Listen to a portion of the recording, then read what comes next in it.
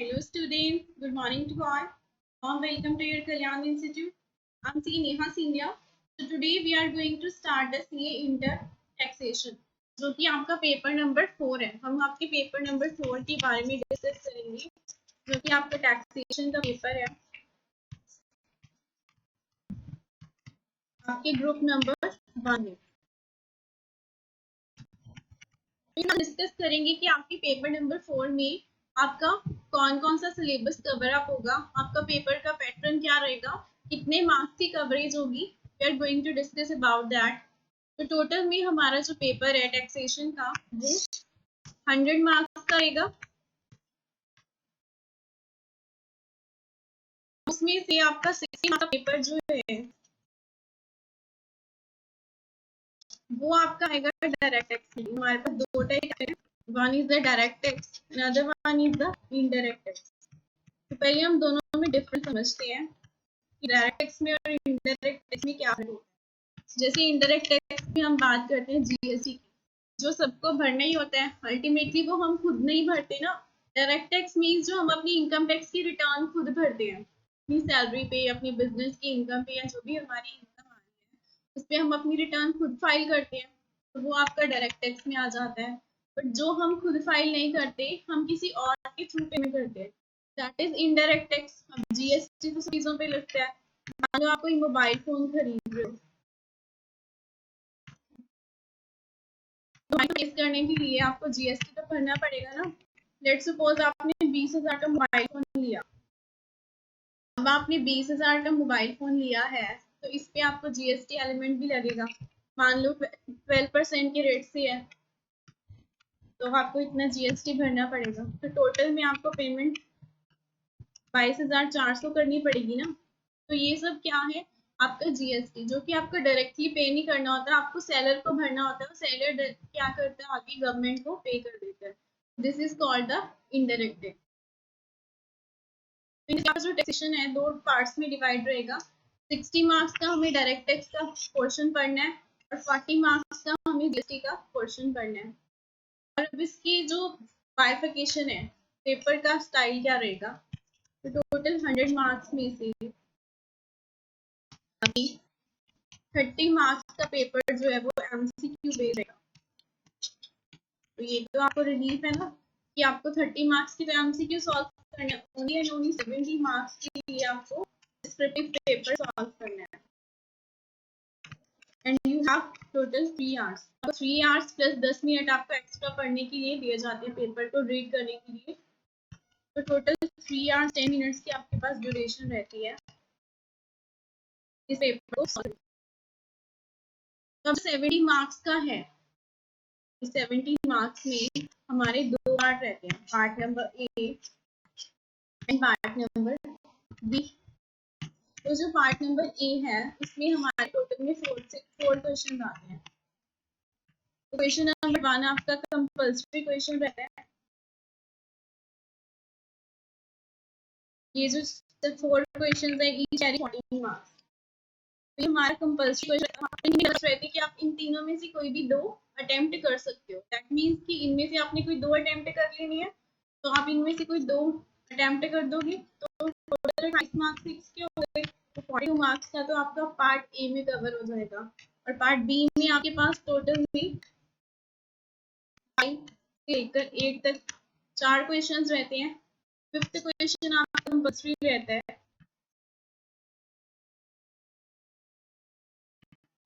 Marks और जो ये 3 है 10 मार्क्स, इनमें से आपको दो है. तो 42 प्लस 8 50 मार्क्स का ये हो गया, प्लस 20 मार्क्स के दो क्वेश्चन. तो टोटल में आपका 70 मार्क्स का जो पेपर की क्वालिफिकेशन है वो इस तरीके से रहेगी. तो अब हम डिस्कस करेंगे कि आपको पेपर में सिलेबस क्या क्या कवर है. पेपर का सिलेबस है तो इसमें पहले हम डायरेक्ट टैक्स जो 60 मार्क्स का कवर होने वाला है उसके बारे में डिस्कस करने जा रहे हैं. उसमें फर्स्ट आपका बेसिक कंसेप्ट रहेगा कि टैक्सेशन क्या होता है, उसमें क्या क्या टर्म्स यूज होती हैं, वो सब हम इसमें डिस्कस करेंगे. आपका चैप्टर नंबर 2 जो रहेगा वो रेजिडेंशियल स्टेटस का रहेगा कि अगर आप इतने दिन मान लो इंडिया में रह रहे हो तो आपका रेजिडेंशियल स्टेटस क्या है, अगर आप फॉरेन में स्टे कर रहे हो तो आपका रेजिडेंशियल स्टेटस क्या है. For the purpose of filing the income tax return. ठीक है, उसके लिए तो ये हम आपके देंगे। थर्ड चैप्टर आपका रहेगा income do not form part of total income. किस इनकम पे टैक्स देने की जरूरत नहीं है। हेड्स ऑफ इनकम, कौन कौन सी हेड्स ऑफ इनकम है जिन पे हमें टैक्स भरना होता है। तो नॉर्मली हमारे पास 5 हेड्स रहते हैं। कौन कौन सा? सैलरी, या तो हमें सैलरी से इनकम आ सकती है या फिर बिजनेस से। और क्या होता है? Capital gain. अगर आपने मान लो कोई एसेट सेल कर दिया तो उस पे आपको या तो गेन होगा या फिर लॉस होगा। और आपका क्या आ जाता है? हाउस प्रॉपर्टी की इनकम। मान लो आपने कोई रेंट पे घर दिया हुआ है अपना, तो उससे जो रेंट आ रहा है वो भी उस पे आपको टैक्स भरना पड़ता है। और हमारी अदर सोर्स की इनकम, मान लो रिसीव हो रहा है तो उस पे हमें टैक्स देना पड़ता है अगर वो सर्टेन लिमिट से बढ़ जाता है।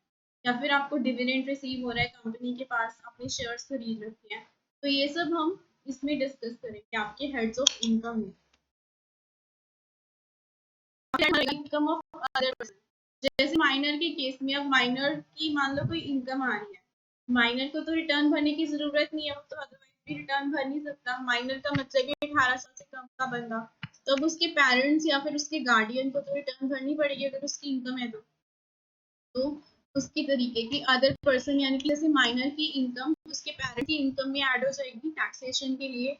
या अदरवाइज भी कौन कौन सी बंदे की इनकम दूसरे बंदे को लायबल है, जैसे कोई बंदा अनसाउंड माइंड का है बट उसको कोई इनकम आ रही है। अनसाउंड माइंड कोई बंदा दिमागी रूप से पागल है, राइट है ना, तो उस टाइम वो ऑब्वियसली वो तो इस मेंटल स्टेट में नहीं है कि वो रिटर्न फाइल कर पाए, तो उसके बिहाफ पे उसका जो लीगल गार्डियन है जो भी रहेगा वो उसकी रिटर्न फाइल करेगा। या फिर किसी पर्सन की डेथ हो जाती है तो इन दैट केस उसका जो सर्वाइवर मीन्स कि उसका लीगल हेयर है वो उसके बिहाफ पे रिटर्न फाइल करेगा। तो वो सब हम इसमें डिस्कस करेंगे।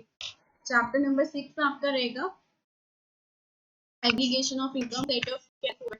मान लो किसी ईयर में आपको बिजनेस में लॉस आ जाता है, तो उस लॉस का हमें ट्रीटमेंट क्या करना है, हमें उसको कैरी फॉरवर्ड करना है नेक्स्ट ईयर में या फिर कैसे सेट ऑफ करना है, तो वो सब हम इसमें डिस्कस करेंगे।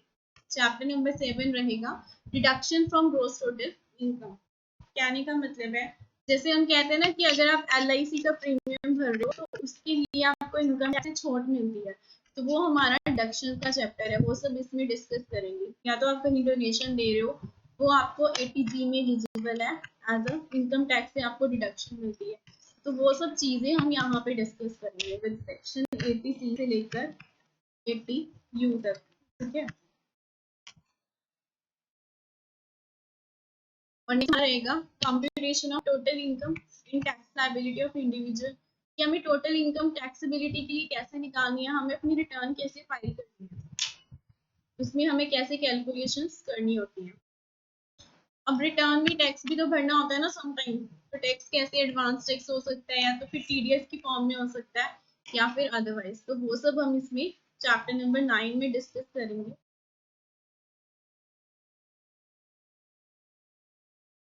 और प्रोविजन ऑफ रिटर्न फाइलिंग की डेट्स कौन सी फाइल करनी है वो सब हम इसमें डिस्कस करेंगे। तो ये तो था हमारा जो 60 मार्क्स का आपका डायरेक्ट टैक्स का पेपर कवर होगा उसके लिए सिलेबस। अब नेक्स्ट है हमारे पास इनडायरेक्ट टैक्स का, यानी कि GST का। तो GST में दो चीजें आती हैं, एक तो इनडायरेक्ट टैक्स होता क्या है और GST, ये सब हम इसमें डिस्कस बेसिकली 40 मार्क्स का जो पेपर आपका कवर अप होगा, तो ये सब हम इसमें पढ़ने वाले हैं। अब बिफोर स्टार्टिंग हम पहले देखते हैं कि हमारा जो इनकम टैक्स है, इनकम टैक्स सुना होगा ना, हर साल आपके रेट चेंज होते रहते हैं इनकम टैक्स पे। 2.5 लाख तक आपको एग्जाम्प्ट है। और आपका जो, तो बेसिकली वो कैसे होता है, उसका एक प्रोसीजर है। हर साल क्या बनता है,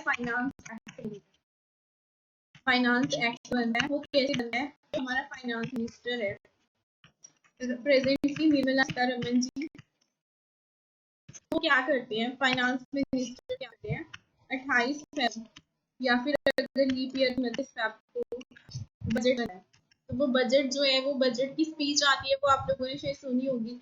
तो वो बजट जो होता है हर साल उसको क्या बोलते हैं, फाइनेंस एक्ट बोलते हैं। जब बजट क्या होता है, अप्रूव हो जाता है, वो फाइनेंस एक्ट बन जाता है। तो हर साल according to that rates of income tax वो सब जो है डिसाइड होते हैं। तो हमारे पे जो हमने डायरेक्ट टैक्स करना है वो कौन से एक्ट में कवर्ड है, इनकम टैक्स एक्ट 1961। तो आपको होगी जी 1961, ये तो बहुत पुराना हो गया। तो हर साल कैसे, तो ये 1961 की बेसिक प्रोविजंस हैं। इसमें जो भी रेट्स के चेंजेस होते हैं वो एवरी ईयर होते रहते हैं by way of the finance act. तो हर साल जो चेंजेस होने होते हैं वो फाइनेंस एक्ट के थ्रू हो जाते हैं। बाकी का जो बेस है इनकम टैक्स का वो 1961 में ही बना था, उसी को हमें फॉलो करना है। तो इसमें हमें क्या क्या चीजें डिस्कस करनी है। इनकम टैक्स एक्ट जो मैंने आपको बता दिया कि इनकम टैक्स एक्ट 1961 में बना था, वही हमें फॉलो करना है। उसमें एनुअल फाइनेंस एक्ट के थ्रू क्या आती है, हर साल चेंजेस आते रहते हैं by way of annual finance act, जो कि फेब की एंड में पास होता है। कौन करता है, finance minister of the country, India का फाइनेंस मिनिस्टर। इनकम टैक्स के रूल्स बनते हैं, हर साल रूल्स नोटिफाई करे जाते हैं। अगर इसके रिगार्डिंग कुछ सर्कुलर्स एंड नोटिफिकेशंस है वो भी टाइम टू टाइम जो है निकाले जाते हैं। तो ये सब एक्चुअल में कर कौन रहा है, इंडिया की कौन सी मिनिस्ट्री इनके साथ डील कर रही है, तो ऑब्वियसली फाइनेंस मिनिस्टर डील कर रहे हैं ना। फाइनेंस मिनिस्टर में हमारे, ठीक है, इंडिया का फाइनेंस मिनिस्टर डील कर रहा है, बट हर एक का एक डिपार्टमेंट रहता है। तो इसका एक बोर्ड है, डायरेक्ट टैक्स का बोर्ड है, सेंट्रल बोर्ड ऑफ टैक्स बोलते हैं, central board of direct tax, it is called CBDT. तो सीबीडीटी जो रूल्स नोटिफाई करता है, सब कुछ करता है, उसी को हम अपने डायरेक्ट टैक्स में फॉलो करते हैं।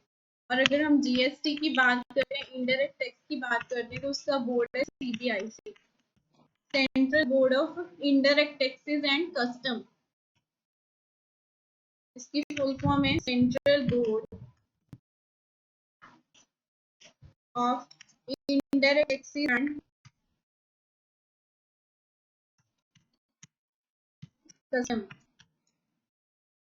कहने का मतलब है कि ये जो डिपार्टमेंट है इसको रेगुलेट करते हैं, जो भी चेंजेस आनी होती है, जो भी कुछ होता है तो इन्हीं की अप्रूवल से होता है। अगर जीएसटी में कुछ चेंज करना है तो सीबीआईसी की अप्रूवल लगेगी, अगर डायरेक्ट में कुछ चेंज करना है तो फिर सीबीडीटी की अप्रूवल लगेगी। तो ये जो अथॉरिटीज हैं ये इनको कंट्रोल करती हैं।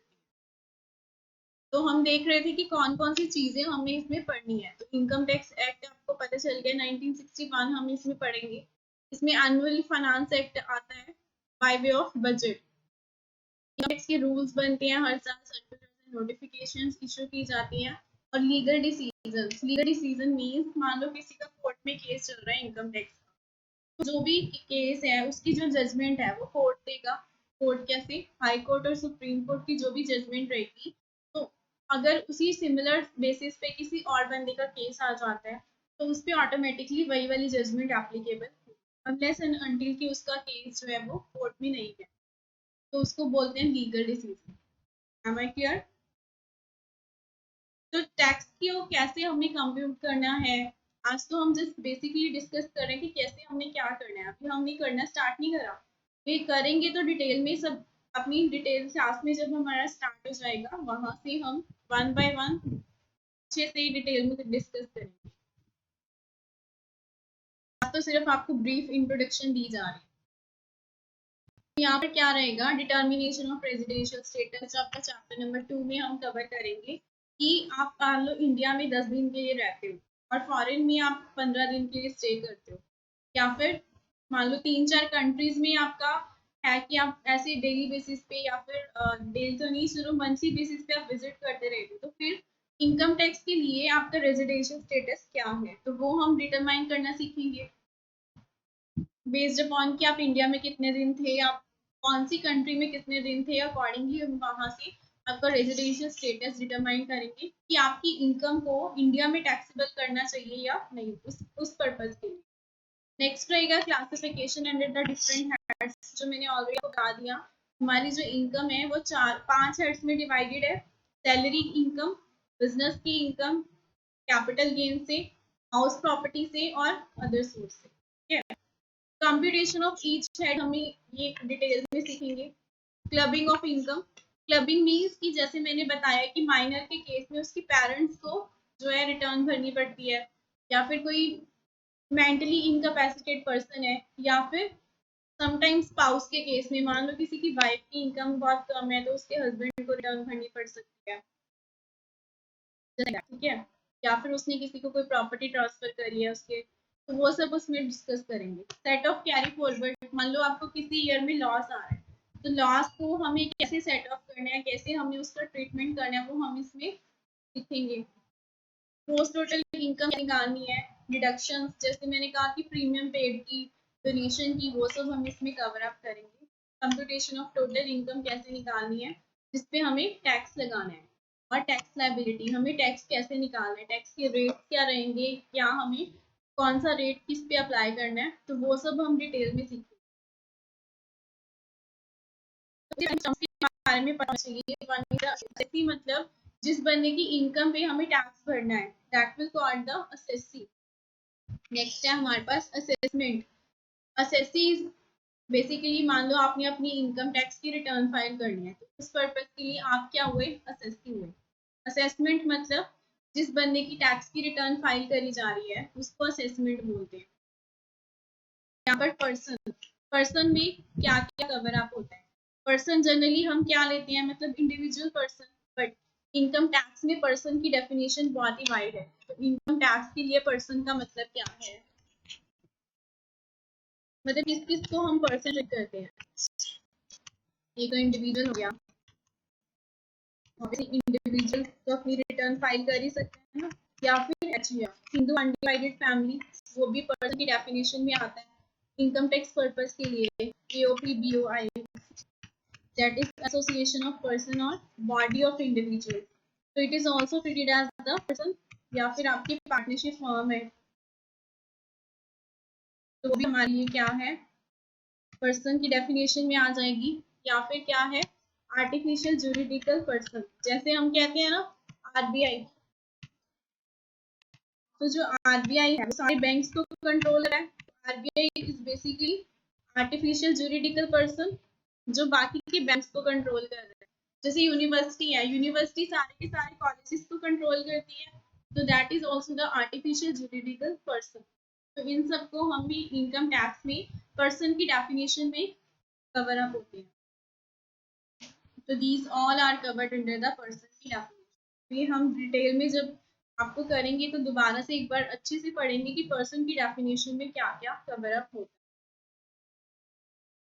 इनकम है, इनकम मतलब आपका क्या रहता है, कौन कौन सी इनकम को हम अपनी इनकम टैक्स रिटर्न में इंक्लूड करेंगे।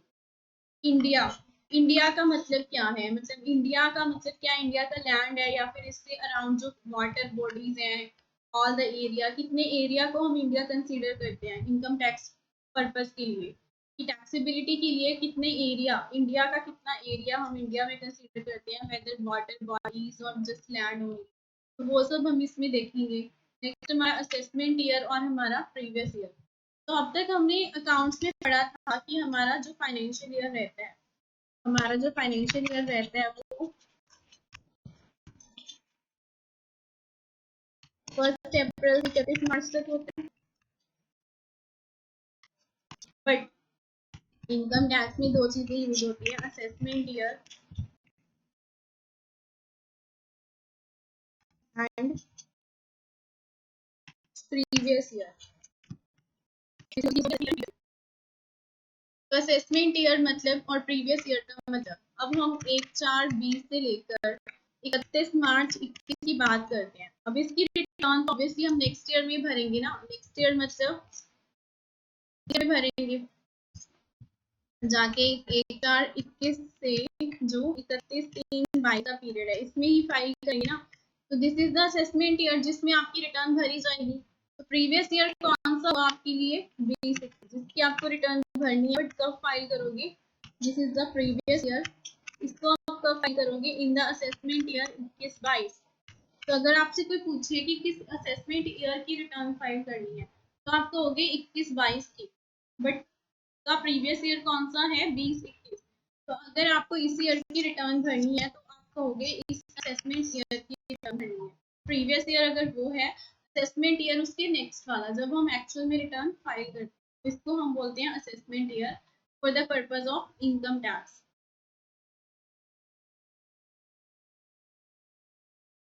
अपार्ट फ्रॉम दिस हमारा बेसिस ऑफ रेट क्या रहेगा, चार्ज ऑफ इनकम टैक्स के लिए कौन कौन से रेट्स होंगे हम वो पढ़ेंगे, और कैसे कैसे हमने टैक्सेबल करना है किस किस चीज़। तो ये सब हम आपके इनकम टैक्स में डिस्कस करेंगे। तो आज के लिए इतना ही था, बाकी का ये सब हम जो है डिटेल क्लास में अच्छे से इन डिटेल में सब कुछ everything we will discuss in more and more detail. Thank you so much, have a nice day, take care.